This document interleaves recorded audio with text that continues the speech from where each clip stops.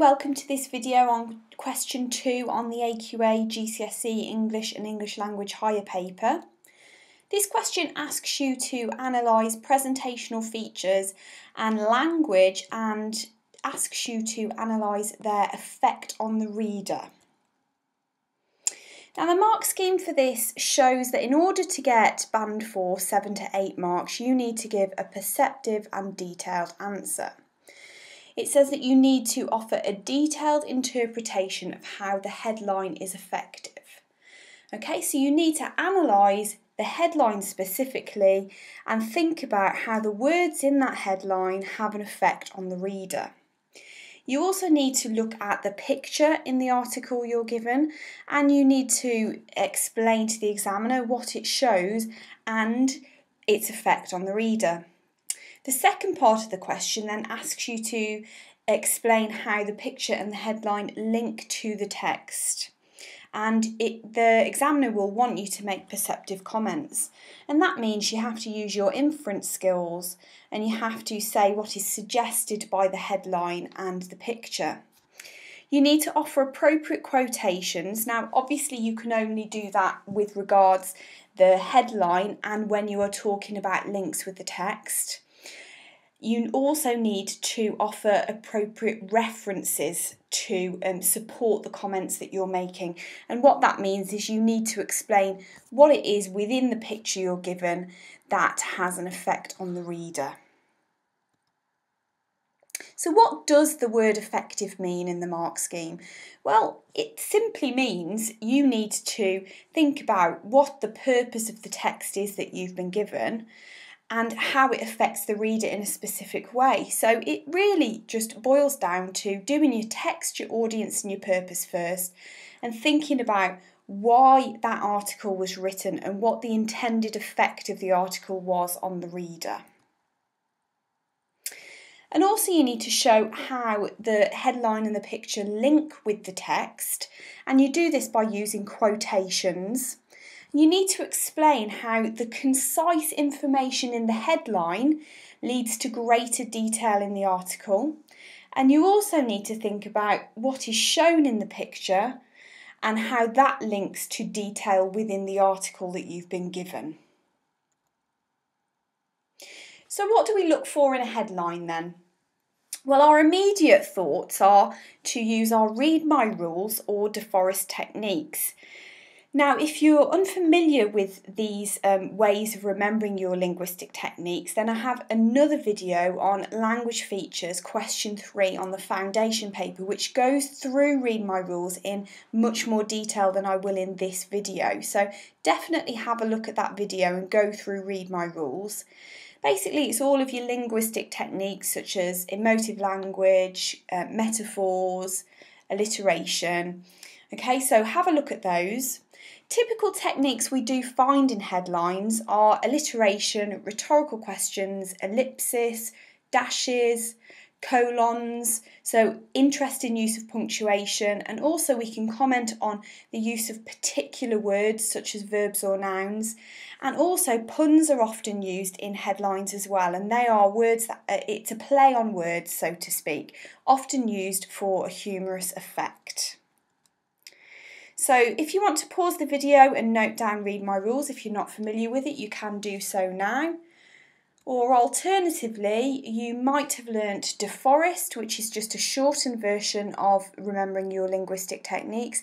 And if you're not familiar with that, you can pause the video and note that down too. So let's have a look at this headline that is from a past exam paper. And it said, "A ticking time bomb. Teenage girls' junk food diet leaves them starved of vitamins." So what I've done is I have coloured the words in the headline that are mentioned in the mark scheme. So they are all things that you could discuss in your answer. So pause the video and have a quick look and think about why the writer has used those words, what techniques that have been used within this headline, and the effect on the reader. So if we have a look at the mark scheme, this is what the mark scheme said about those particular words in the headline. It said a ticking time bomb is metaphorical, a cliche, it's dramatic, evocative and eye-catching. The alliteration, the ticking time bomb, adds to its dramatic effect and is almost onomatopoeic, okay? So we're always thinking about, does that headline add drama, okay? The quotation marks in the ticking time bomb indicate that it is a well-known phrase, simple to write about, but it's in the mark scheme. The meaning, this is where they talk about the effect on the reader, the purpose of why that phrase has been used. The meaning is that, as with a time bomb, the consequences of a junk food diet will go off at a later date and be seen to have caused harm or at least have bad consequences. The reason is that junk food is short on life-enhancing well-being vitamins. So actually, specifically in the mark scheme, they've discussed how that phrase, ticking time bomb, has an effect on the reader. They've suggested, they've used the inference skills to say what is suggested by that phrase, and that's what you have to do in your answer for this question. They've also picked out the word starved and said that it's a pun, it's a play on words, as junk food eaters are not starved of food, but they are starved of good food. And the word diet is ironic, since a diet reduces food intake, whereas obviously eating lots of junk food is not a diet. We could also discuss the use of the colon, which adds further dramatic impact, as it makes the reader pause and consider the phrase a ticking time bomb. So there's actually a lot that you could say about that small headline.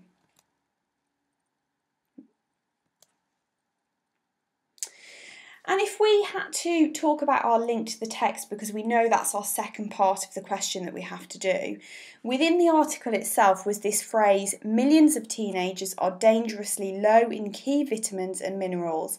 Experts have warned, with girls faring the worst. So that particular quote directly links to the detail in the headline. So we know that the concise detail in the headline, it gives us a glimpse of what the article is about, but then we get further detail as we read through that article, and we would quote that phrase, and then we would explain in our explanation part of our point quote explain what is suggested by those words in the quote. Okay, so we know we need to look at the picture as well. So what do we look for in a picture? Well, the main thing is what is actually in the picture, first of all. Why is it important? Why have they included that picture within the article? So simple and easy things to look for are colours. So are they bright, vibrant colours? Are they pastels? Are they feminine colours? Are they masculine colours? Obviously we can talk about stereotypes. Think about colours. What is the impact of those particular colours on the reader? Always look at people within the image. What are their facial expressions? Because that tells us about the emotions that those people are feeling. What is the size of those people within the frame of the actual image? Are they small or are they large? Do they dominate the image? Is there just one person or is the whole group of people? And think about why the photographer has placed those people or person in that picture. And also I'm going to go through the composition of the picture with you now and talk about the rule of thirds and crop. So rule of thirds is something that's used by photographers in order to frame a photograph. Now what they do is they split the picture into nine sections, and the lines that run through that image are called intersections. Now normally a photographer will place the most important elements of the image on those intersecting lines, on the intersections. And that's where the eye of the reader is drawn to. So we could say they are the focal points of the image. So always look at where your intersections are and what points or what things are lying on those lines in the image, because they are the main focal points of the image. The photographer will want to draw your eye there for a particular reason. So have a look at that first. Also look at the crop of an image. Now that means how big the image is. Have they cropped in really tightly around the people, or have they given them a lot of space around the edge? So if we look at these two images here, which image do you think is more effective at showing that the Amazon tribe is isolated? Now this was an image used in an article on a past paper, and then I've chosen another image from Google Images so you can compare. Now, if we look at the one on the left-hand side, we've got a very wide crop. There's a lot of space around the people themselves, and also the people are very small within that image. Whereas if we look at the right-hand side, the crop is very tight on the people. There is a lot of people all together in that image, and it shows a close-up of those people. Now I can tell you that the image that was used in that article which discussed how the Amazon tribe was isolated was the one on the left-hand side. Now if we think about it, the fact that the people are really small might suggest their insignificance or they're out of touch with the real world, so to speak. The fact that they have been placed in the centre of the image on an intersection shows us that they are the main focal point of the image. However, the small size of them with all of the jungle around them might also suggest the insignificance or the fact that they are isolated from the world. So looking at the size of the people and where those people are within the image tells us a lot about the importance of those subjects within the frame. So 2 easy peasy comments you can always say about any article that you are given in the exam is, first of all, the headline is in a large bold font, which instantly draws the reader's eye and attention to the article. A lovely opening statement to discuss the headline. You can always use that one, so definitely remember that for the exam. And something about the image, you can always say that the image dominates the page, because 9 out of 10 articles, the image is quite big on that first page. So say that it dominates the page. It provides a visual representation of the content of the article, because that's what the main purpose of the actual photograph is, to show the reader a visual representation. So learn those 2 phrases. They are really good opening statements you can use when discussing the headline and the image.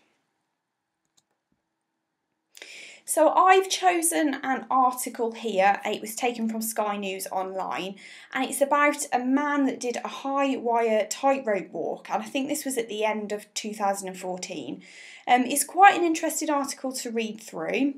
You can get the free download on my website asiaexams.wordpress.com. What I would like you to do is have a read through the article, have a look at the headline and the picture, and start to pull together a list of interesting things you could say about the headline. So look for your read my rules techniques. Think about any verbs or nouns that are particularly interesting.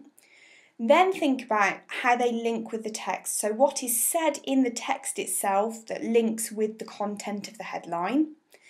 Then I want you to look at the actual image and think about what could you say about the image. So think about colours, think about people, think about framing, think about your rule of thirds, and then think about what the purpose of that particular technique is and how all of these things have an effect on the reader. So that's what I want you to do first.